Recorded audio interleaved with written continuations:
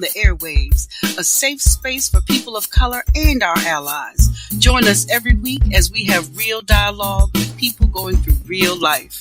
Your dynamic, your dialogue. Come get some.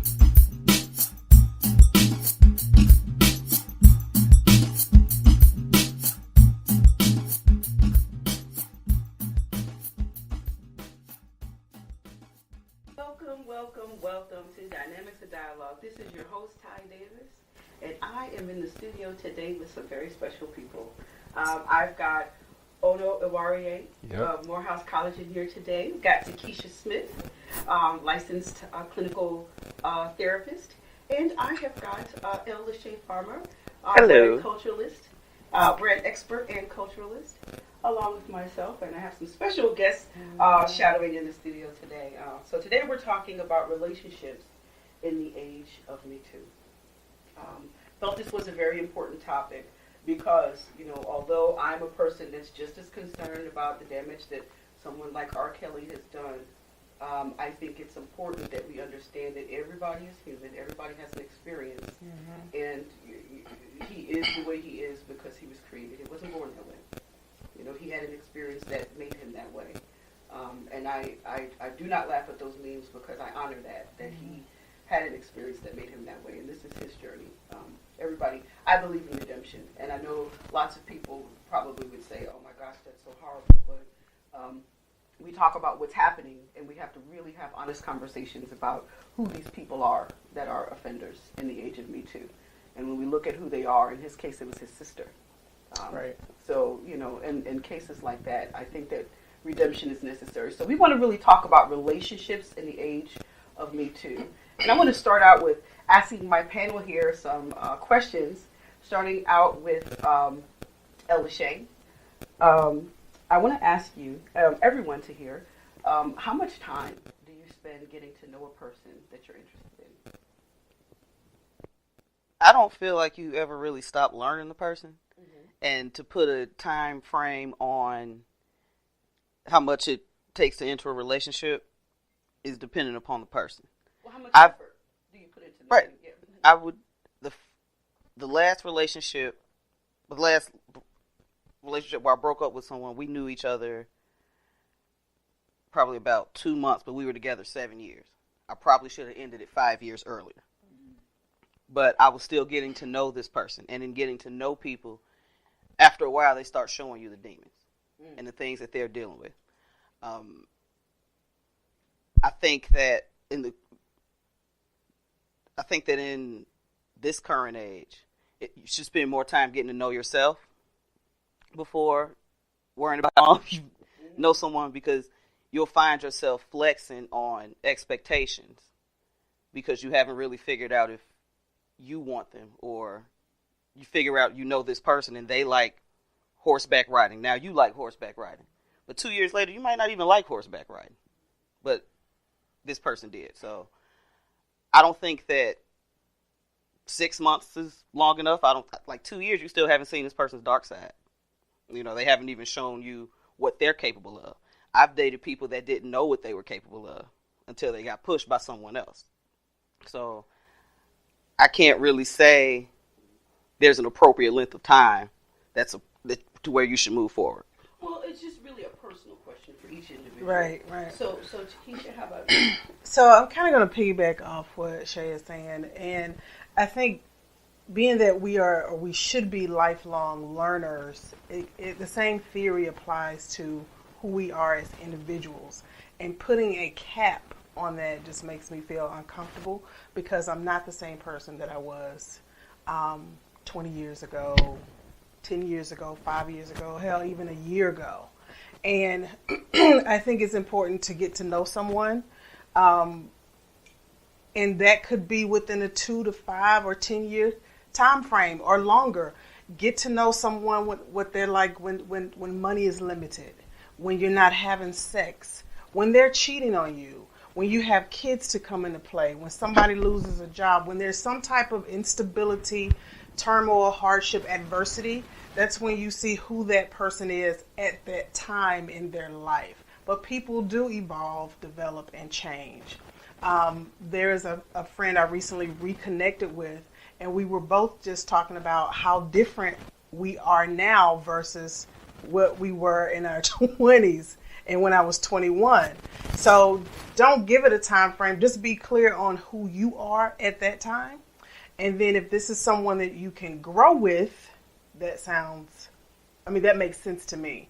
But if not, I think that's up for you to decide at that time. But don't put a time frame on it. So you brought some very interesting points out, and I'll talk about that a little bit later. So Uno, what about you? I mean, I'm pretty much going to piggyback on what they said.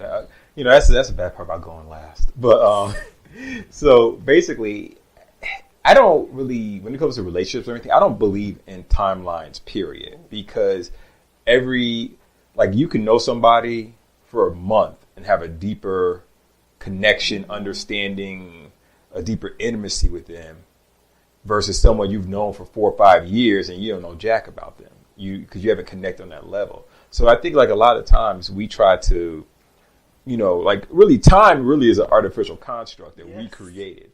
Yes. And we try to say, that's why, that Steve Harvey book drives me nuts.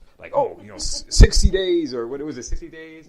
It was 90 days. 90 days. Yeah. 90 days. I'm like, this is so arbitrary because every relationship is different. So you can't just do blanket timelines. Even you as a person, you can't say, well, I do this for 30 days. I do this. 30 days with one person could be completely different than 30 days with the next person. So I try to avoid the timeline thought process to begin with. Well, his whole book treated relationships as if it was a cleanse. Yeah.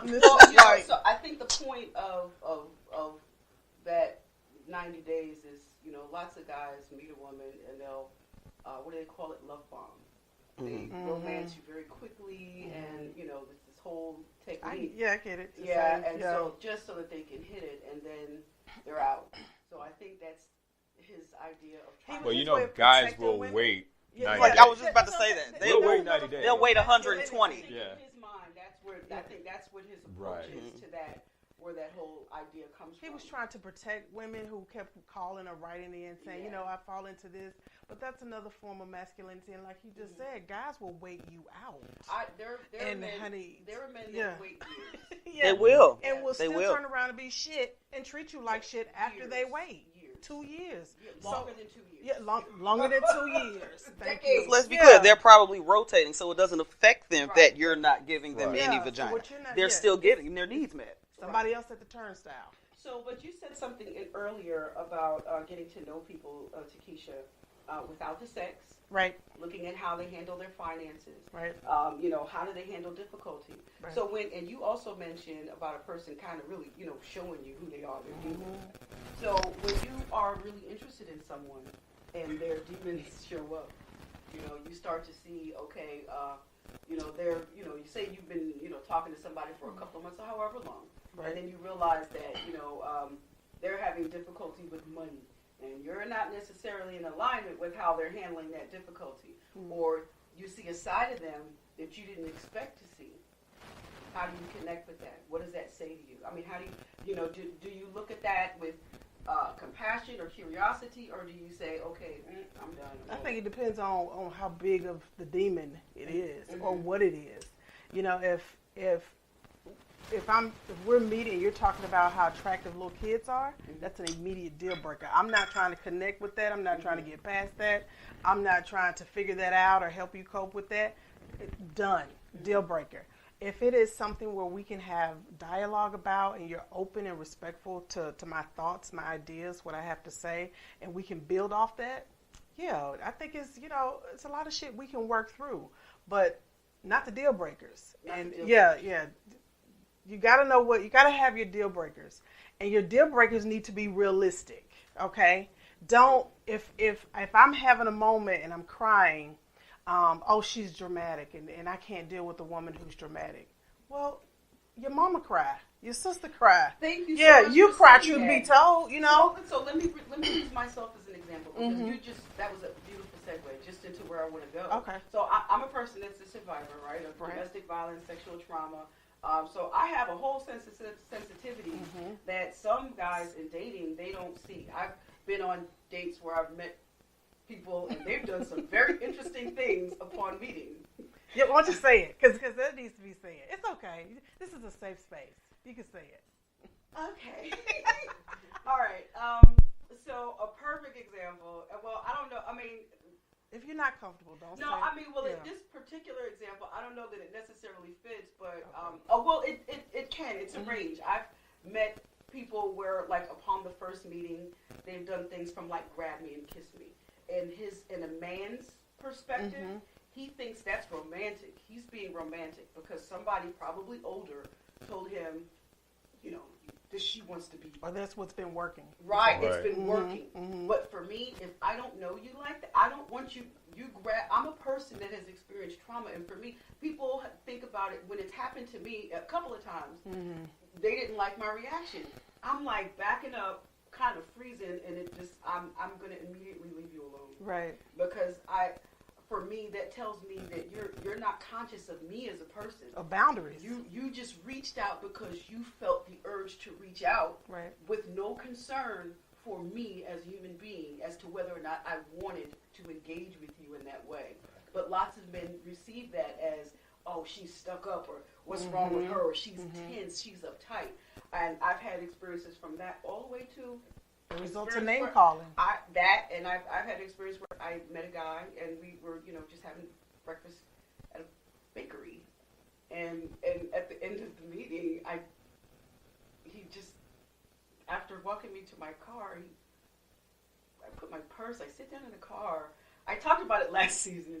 I sat down in the car and I put my purse down in the seat, and when I turned back around, I'm literally looking at an erect penis in my face.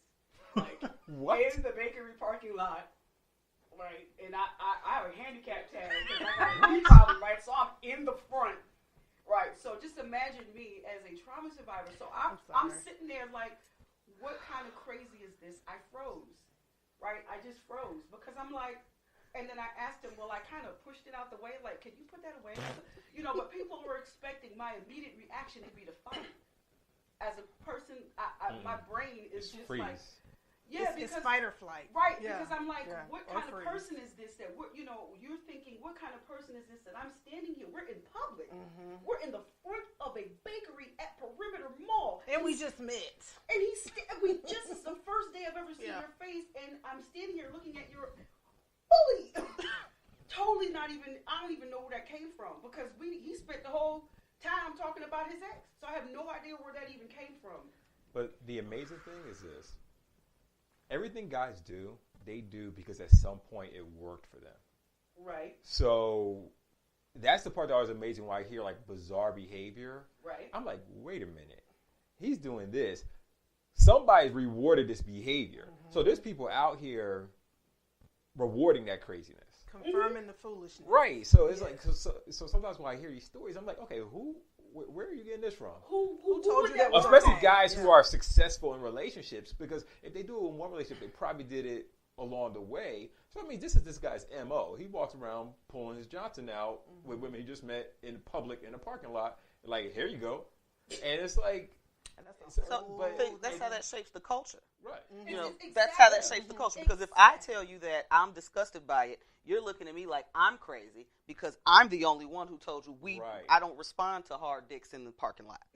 You know, I'm the first person who ever told you that. Not in the parking lot, in the handicap spot. We can go, like, we're not doing this. I mean, now, hey, we've been dating together for a while. That's a whole Yeah. other story. Because I'm trying to figure out what did you do to make, and probably nothing. It just like Ono said, it worked. That was all him. It worked. That was Had nothing to do. Right. Yeah. Well, see, and so that's this is where we really, this is the meat of this discussion. Really, in the age of Me Too, because there's lots of questions, right? Because you would find yourself asking, someone asked, what did I do? What did I say? First thing, you know, she must have really, what was she saying to this dude? Because we culture women But to think but the that, thing is, girls. and see, that's all right. See, that's rape culture in and of itself. Because what happens is when guys do inappropriate behavior, right? Women are immediately conditioned to say, "What did I do wrong to bring this on me?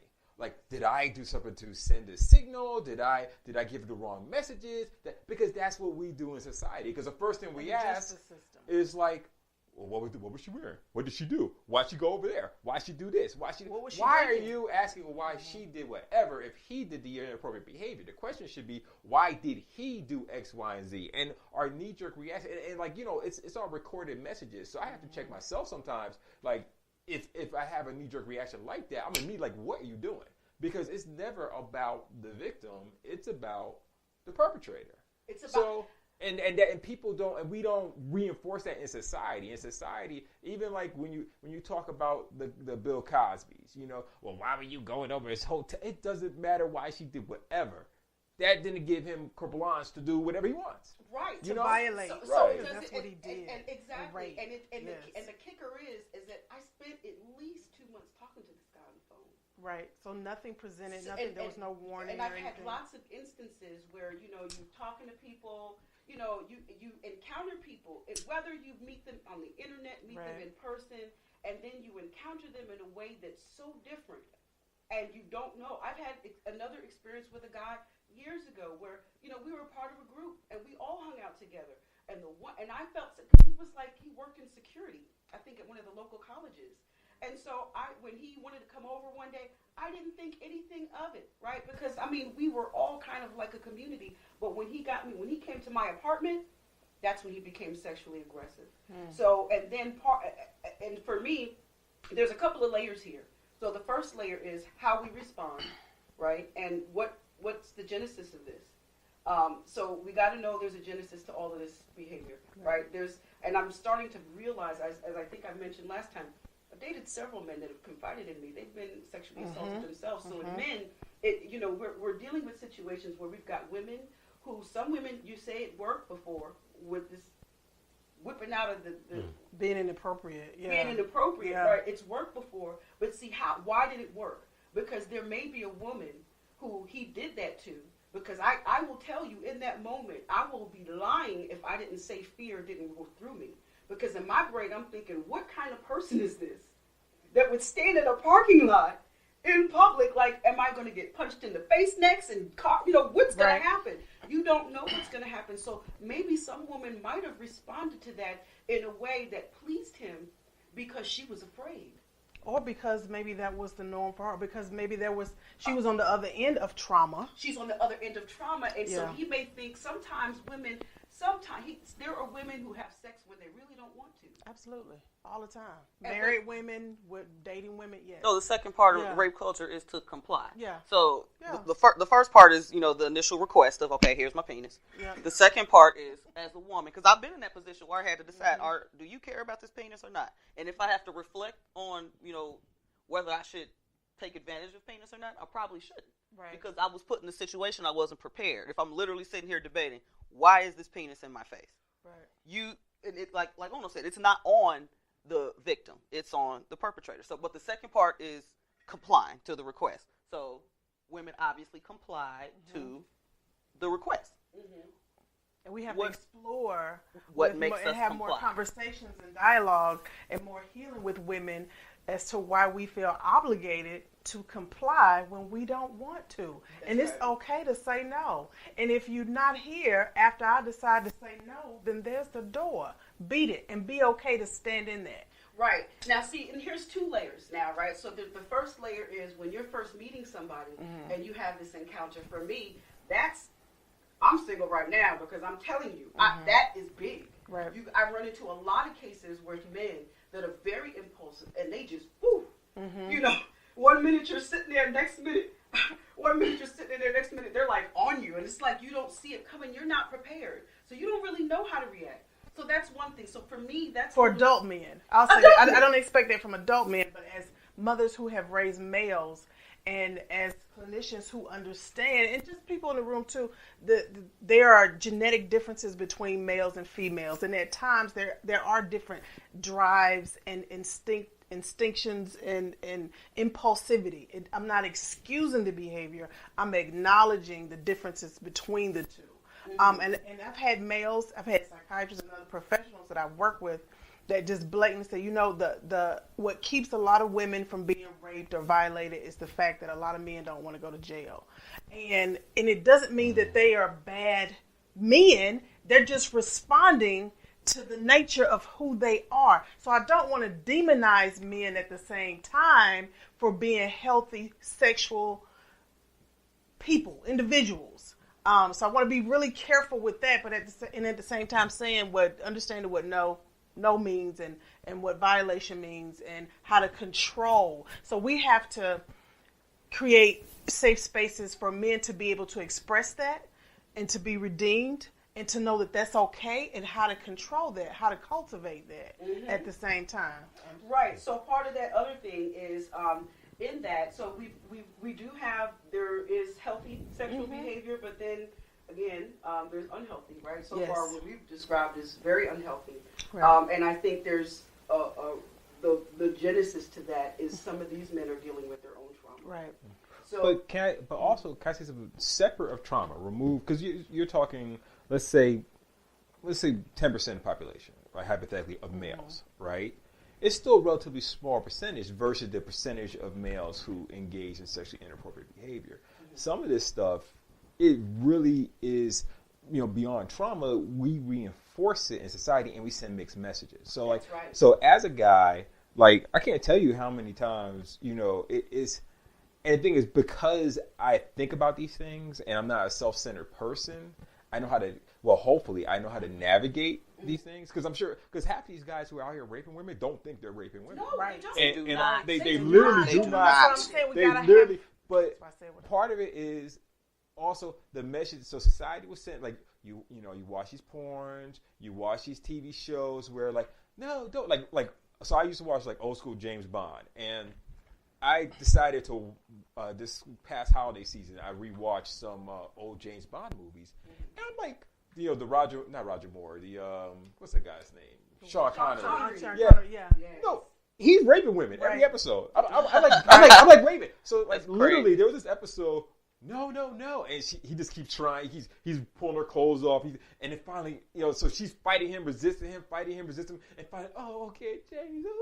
And then, like, now they're all, like, lovey-dovey. And I'm just like, and you see that a lot where the woman's, like, hitting you, and then you grab them and you kiss them, and then she knows the clothes upon. So it's like you send that message, and then and women also receive these messages too. So there are some women who will be like, get aggressive with me, and they'll like it. But the thing is, that's okay if it's you have a healthy communication, and that's communicated ahead of time, and and she's saying it's okay. But the problem is, with guys, we'll take something that is okay with one woman and we apply it across the board because it reinforces what we want to do anyways, what we like. So it works for So there may actually be women, because we were talking about women who respond out of trauma, who comply out of trauma. There may be some women out there who respond because they like that. Right. But if that's the case, like, because I mean, like, I'll be honest with you, I get into the dick pic conversation all the time on social media, right? Like, I see there used to be all these posts like, why guys send unsolicited dick pics? Why guys send unsolicited dick pics? Why guys send unsolicited dick pics, right? Well, okay, so 90% of women respond negatively to, like, I'm making up numbers. Let's say 90% of women respond negatively to random dick pics, right? But you got one out of 10 actually responds. So you send your dick pic, right, to 100 women. You now have 10 women who responded positively, who be like, yeah, come on, let's get together. I want to try that out. The effort of sending a send button, you've now attracted 10 more women than you did it before. So while from a non-selfish point of view, that is horrible because you've mortified 90 women. Absolutely. 90% of women, yeah. But you just had sex with 10 women. You're worried about your ROI on your dick pic. Right. Yeah. Sounds great. But 10%, but you now had sex with 10 women who you may not have had sex with otherwise. It reinforces the behavior. It does. That was progress. That was success. At least you got 10 out of 100. So part of that challenge is you all are exactly right. It's the culture that we're in, right? And so first, I just have to say, I think part of it is to go back to what you said, Ono, about for the few that it does work. they use that small response to justify the rest because it supports what they want to do. Yeah. But we should know that no woman has a rape fantasy because she has a completely healthy sexual outlook. Nobody just wants you to just beat them during sex because they just thought it was cool for no reason. There's going to be a story behind that. Right. You know, understanding that if she wants you to, you know, if we should know that if, so what I guess what I'm trying to say is it may justify what you want, but you've got to know that you're looking at somebody that's probably has a history if they want you to beat them, if they want these things, these kind of alternative things to happen during the sexual encounter.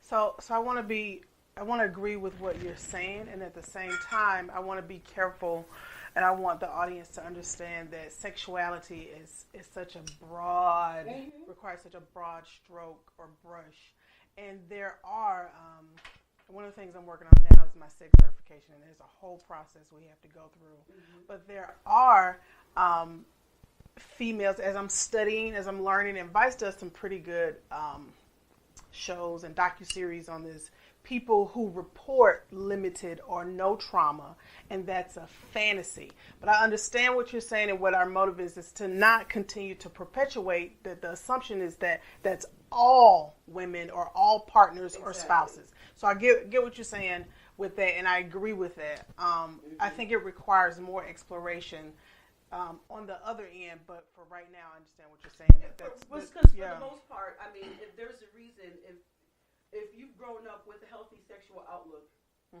why would you want somebody to beat you and break you? I do want to talk more about that submission. I do. No, I mean we're probably gonna say something, but I want to talk about the submission. So later. there is, it's not necessarily. So things that you're attracted to sexually, it doesn't necessarily result of a sexual event that happens. So, for example, have to be a sexual event. I'm talking about if you've grown up with a healthy perspective. Right. But so let's say, for example, you know, so people who are in, because I don't want to demonize people who are into sadomasochism. Right. I don't want to demonize that. Right. Either. Yeah. So but that's what like, that is. So for like, let's say, for example, so someone who in their life they're very controlled, whatever. Sometimes sexually they'll want to be dominated. Because it's a release from the pressure that they feel in society because they're so alpha A personality type, et cetera, et cetera. So that's why you have so many of like these corporate America types who are like captains of industry who then are paying somebody to pee on them and or pinch their nipples or whatever, you know. But it goes to it still goes to another place. So it does, and I think that's another good point because we're going to cover that in the show on ACEs. Right. Lots of times when we talk about trauma, we think that trauma is physical or sexual. Yeah. But there's trauma that's outside of that, right? Because there's psychological trauma. You know, you can grow up in an experience where you've never had any kind of trauma. There are asexual people, but where you had no kind of physical or sexual trauma, but still have unhealthy outlooks because of maybe you were raised by two narcissistic parents. Right, psychological trauma or mental trauma. There's so many different levels to it. Food instability, housing, all of these things, they do contribute to traumatic experiences in the way that we perceive things. And I totally understand what you're saying about people that, want to, they're so A-type and powerful that they want to be dominated, right? But again, it's how you're dominated and it's how much you can allow a person to do to you. Right. But it's also what works for those two individuals. Right. So that's communicated. Right. So like you're a consenting adult, she's a consenting adult. She wants to dominate you. You want to be dominated. You guys are a perfect match. You guys both, what she does, you like it and it makes you happy. And what she does, she likes it. It makes her happy and it does not impact your life in negative like it doesn't have negative consequences for the rest of your life. I can't say that from a clinical perspective that is wrong. Right. No, I'm not saying it's wrong, but how do you know? Or even unhealthy, because I'm saying like. So when you have two people, say for example, how do you tell the difference between two people who have had those experiences because this is exactly where we are. Okay. Right? When you say those experiences, what do you who have had like the type of sexual experiences, sexual trauma, Okay. or one or two people, and they come together and say, for example, look at what R. Kelly does. He does not have the concept in his mind at all that what he sees as sex, he doesn't see that as abusive at all, and neither do the young ladies that he's with. But the caveat is, right now, because they just read, this is part of the conversation. Neither do they see it that way.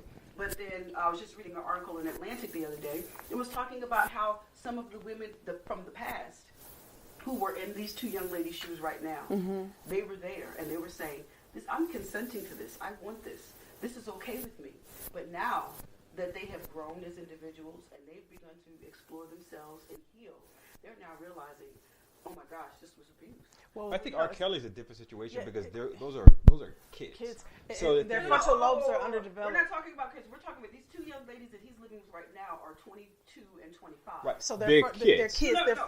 No. When he first got them, they were kids, and they're still. No, but listen to me now. These are right today. We're talking. Yeah, they're about, 25. I'm saying they're still kids. Right, but you're saying they're still kids, but nowhere else in society are they seen as kids. But medically and clinically they exactly. are. Right, but medically and clinically they are. Right. But this is the same population that's out in the street, right? That we see all of the same kind of problems with, right? Right. So it's the same reason why there was a club right here in Gwinnett Opera. Oh, where this young, and that was rape. Yes. So this man. So again, it's about perception, and we already know that because there are periods of time where people can go through experiences like that, and they're not even aware of it. It took me years. I was in my 30s before I realized. So for me, prior to my 30s, I probably would have been a person. Well, no, I can't say I was that far into all that kind of stuff, but I would have been a person that there would have been things that were deviant, all kinds of. Well, I don't even like using the word deviant. That was what I was going to say, because when we say deviant, what is normal? Because we're saying that we're deviating from a norm. But it's different because there's really not a norm, but there's types of these desires that's different that I would have acted out in a place where I didn't realize that I was acting from an unhealthy place because I hadn't explored myself that far yet.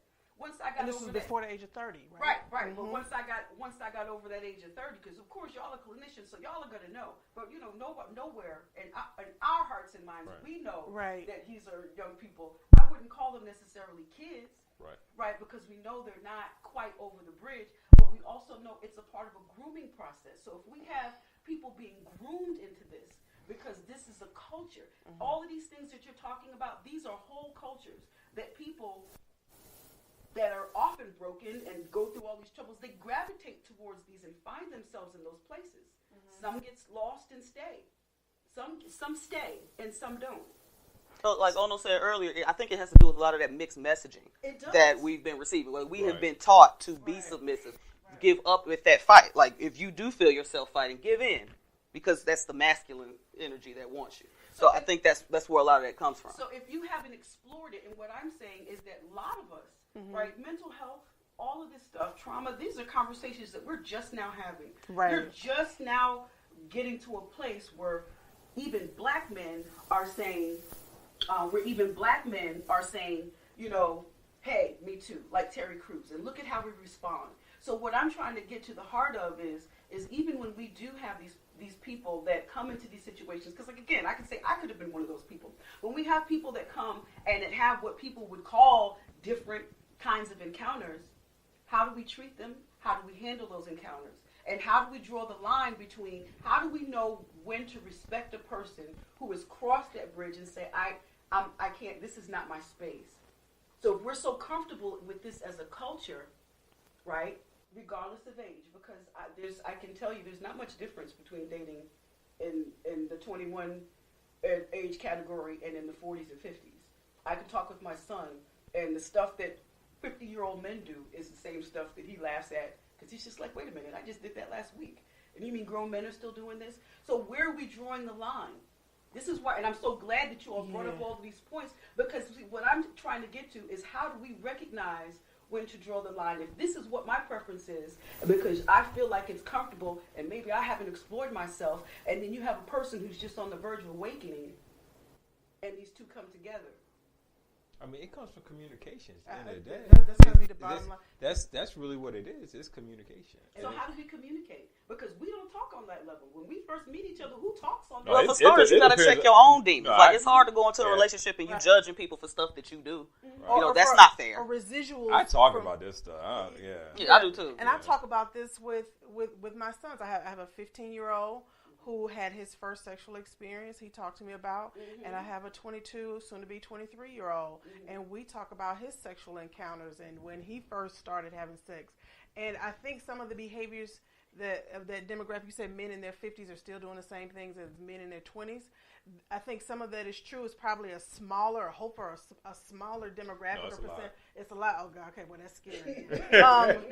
Because somebody that's 15 to 22, 23, is their front, like we said, their frontal lobes are underdeveloped. They're still very impulsive. So that's very scary to think that 50, or I'm going to say concerning that someone in their 50s or 55 is still behaving the same way. The gentleman who put his dick out was in his 50s. Okay, yeah. Well, some things are not age specific and some things are. So it's, hopefully as you get older, your communication will improve as time goes on. But the thing is, if a behavior is functional, like, so when you're experimenting with different behaviors as you are matriculating through your late adolescence, the behaviors that are functional and work are the behaviors that you're going to carry into adulthood. Right. So if you learn something like, okay, this works and this is successful for me and I have good results when I do it, you're going to keep doing that until you stop getting good results. And if you always have good results, you're going to do that till you die. So let me ask this then, because this is really the crux of it. And I know we're almost out of time, so I'm going to have to, get some short answers from you guys. So considering that you're looking at a mixture of people who are consensual, and how far they would go, like somebody probably would have appreciated an erect penis in their face for breakfast at the bakery, whereas a lot of people would not. When you're approaching people, I think it's kind of hard to, you can't really judge, and we're not asking to judge anybody, but it's about sensitivity to who that other person is. So I think when you meet people, probably it's a good idea to kind of gauge them and see rather than be impulsive. Right. But so in communication, They're on the side of caution. Right, with caution. Yeah. So so if you were to say, to give advice to somebody, because especially with you two as clinicians, if you were to give advice to somebody, about how they would go about approaching a situation, approaching somebody, paying attention to clues that maybe this person is not comfortable. I think we don't do that. Right. We don't do that. And it's because also we have to acknowledge 90% of communication is nonverbal. That was going to pay attention to. So for me, and I'm sure for you as a clinician as well, and just as a parent, as a person, as a friend, as a part of everything else, I pay attention to what's said, and I pay attention to what's not said. And what's not said is the verbal cues. And for me, I'm not passive with my conversation. If I see or feel like someone is getting uncomfortable, I will ask her, say, I'm sorry, am I making you uncomfortable? I will reposition myself. But that's the initiative that I take, and I think more people should probably, take that initiative, or just learn. That's something that's learned. Just pay attention. Just pay attention to something come outside of your own outside of your own head. I'm sorry, and look at other people outside of your own self, and be considerate, and be respectful. And for me, I never want to cause trauma or hardship to anybody else. So that includes with my opinion, with my sexuality, or with my sexual aggression, all of that. That takes all the fun out of it, and it destroys rapport and connection. So those are some of my thoughts when it comes to that. Okay. So for me, it's especially as a guy, get verbal consent before anything involving your penis. Get verbal consent, and people be like, oh, it kills the mood. I don't care, because Ono does not do jail. So Ono will get consent. And like, even if it's unnecessary, people rolling their eyes, whatever. I'm like, is it okay if I? Like in that situation, if I think you are interested in seeing my penis the first time you meet me in the lobby of a bakery, I'm gonna say, hey, you want to see my penis? Is it okay if I pull it out? And then when you're like, hell no, I'm like, oh, okay, she doesn't want that. And then there's a video that is like, sex is like offering someone a drink. You know what I'm saying? It's like you don't walk up to them and put the drink down their throat. You're like, hey, would you offer them coffee? Would you like some coffee? Sure, I would love some coffee. Here's the coffee. And then if they decide that now I have the coffee, I don't want to drink the coffee. You don't force the coffee down their throat because they said they wanted the coffee. And like if they're laying down and sleep, but they had liked coffee last week, you don't pour the coffee down their throat. Right? You know, it's like it's the same mindset. It's like, you know, would you like some coffee? You know, yes, I would. Okay. For colleges now, they're giving out what like they call how to rape and how not to rape. You know what rape is, like they call manuals because it's gotten so rampant. But it's like, hey, here's what rape is. Here's what consenting sex is, and unfortunately, they've had to put it in the manual. Yeah. But it's necessary. And that's why. So that's why I wanted to set this tone for this. Okay, Shay. I think the dating culture now is not at a point where people are willing to understand each other. It's easy to cancel somebody for something that a meme told you to cancel them for. You know, so and the memes are triggering because you like, and I'm not gonna lie, I look at these memes and I'm like, I remember when in 1999 when so and so made me feel this way. So it's triggering and it makes you reflect, like, why did I do that? But I think that it's a culture mixed with a breach of boundaries and a sense of entitlement. And with both those going hand in hand, that's how we end up with so many issues surrounding consent. I have the hard conversations now. I didn't always do it, but I pay attention to the red flags now. A lot of us ignore red flags the whole time and think that the unicorn is going to show up at the end with the pot of gold and the rainbow and all of that.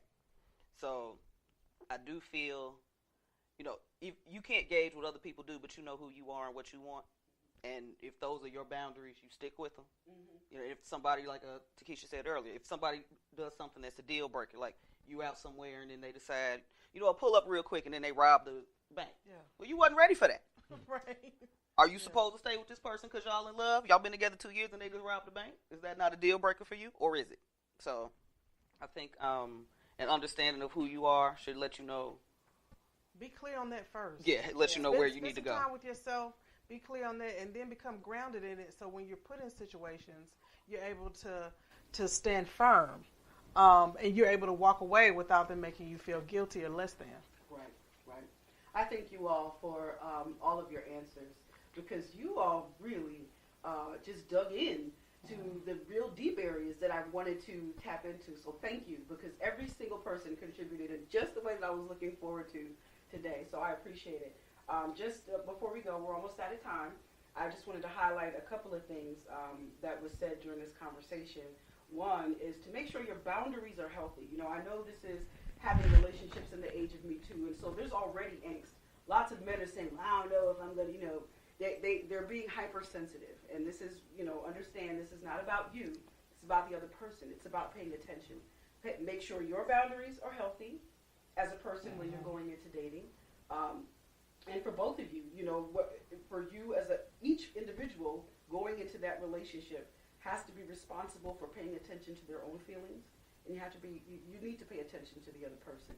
You do, because that's the cues. Yeah. Because in all those cases I mentioned, where I was grabbed and kissed, I didn't give them any verbal cues. No verbal cues, no physical cues. I gave that man no physical cues to pull out nothing. Pay attention to the other person, to how they respond to you, and then you'll probably have a lot more success. I thank you all for joining us today for the show. Thank you for all of my special guest hosts for coming in today. And I just would like for you all to join us next week, 3 o'clock.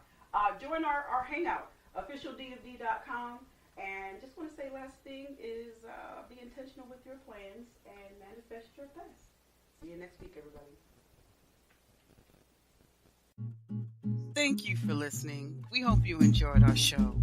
Tune in every Sunday at 3 p.m. at OfficialDofD.com. Follow us on social media at OfficialDofD. Your dynamic, your dialogue.